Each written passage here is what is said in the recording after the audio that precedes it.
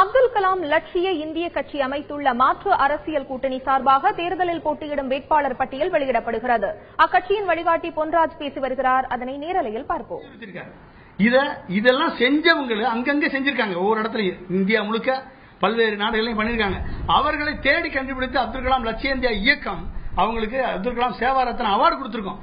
இப்ப எங்களுக்கு தெரியும் எதை கிராமத்துல கொண்டு போனா அது கிராமப்புற பொருளாதாரத்தை நீடித்த தன்னிறைவு கொண்ட பொருளாதாரமாக மாற்றும். ஒன்று. ரெண்டாவது, கிராம பஞ்சாயத்துக்கு எப்படி வருமானத்தை கொண்டு வரும். மூணாவது, கிராமத்தில் இருக்கக்கூடிய இளைஞர்களுக்கும் சுய உதவி குழுவை சேர்ந்த பெண்களுக்கும் வேலை வாய்ப்பை எப்படி கொடுக்கும். நான்காவது, அவங்களுக்கு சம்பளத்தோடு மட்டும் இல்லாம வரக்கூடிய லாபத்திலையும் பங்கு. அப்ப இத்தனையும் ஒரு சேர கொண்டு வர்றதுக்கு அப்துல் கலாம் லட்சிய இந்தியா கட்சி கலாம் சொன்ன கனவு தான் அது, அவருடைய கண்ட கனவு. அதனாலதான் அப்துல் கலாமின் ஆட்சின்னு சொல்றோம். அப்ப கிராமத்துக்கு அவர் கனவு கொடுத்திருக்காரு, லட்சியத்தை கொடுத்திருக்காரு. புறா திட்டம்.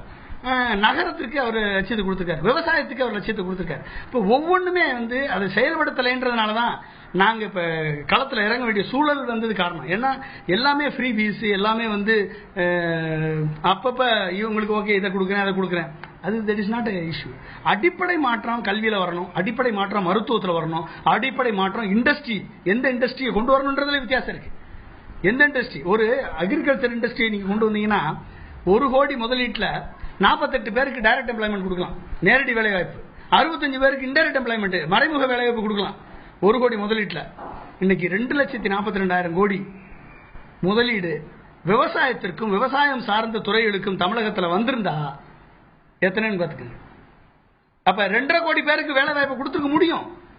அப்ப உங்களுக்கு பிரேம்வொர்க் ஆஃப் மைண்ட் இருக்குல்ல. அப்ப பாலிசி, கொள்கை வடிவமைப்பு, முதலமைச்சர் என்ன நினைக்கிறாரோ அதை விவசாயத்துறை அமைச்சர் பண்ணணும்.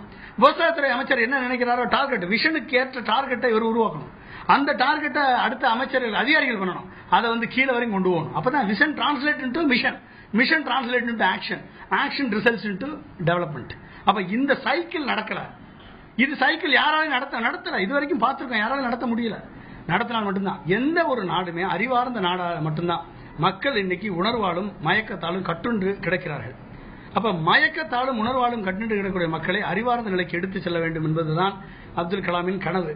அந்த கனவை நாங்கள் நனவாக்கினால் கண்டிப்பாக தமிழகம் ஒரு வளர்ந்த நாட்டுக்கு இணையான நாடாக மாறும் என்ற உணர்வோடு நாங்கள் களத்தில் இறங்குகிறோம். இது வெற்றி பெறுவது இந்த தேர்தலையா, தேர்தல் வரும் போகும். ஆனா கலாமின் லட்சியத்தை விதைச்சுக்கிட்டே இருப்போம். எப்ப அது அறுவடை ஆகுதோ அன்னைக்கு தமிழகம் வளரும்.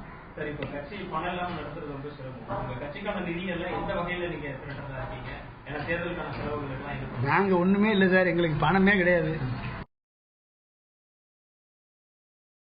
போட்டு வந்திருக்காங்க, எல்லாருமே சொந்த காசை போட்டு வந்திருக்காங்க. எல்லாருக்கும் டொனேஷன் சீட் அடிச்சு கொடுத்துருக்கோம்.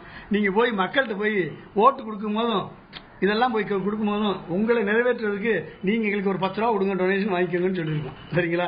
ஆளுக்கு ஒரு 10 ரூபா. அப்ப அவங்க ஆளுக்கு ஒரு 2 லட்சம் ரூபா 2.5 லட்சம் ரூபா வாங்கினாங்கன்னா ஒவ்வொரு வீட்டுக்கும் போய் அவங்களால போய் நிதி வசூல் பண்ண முடியும். இப்ப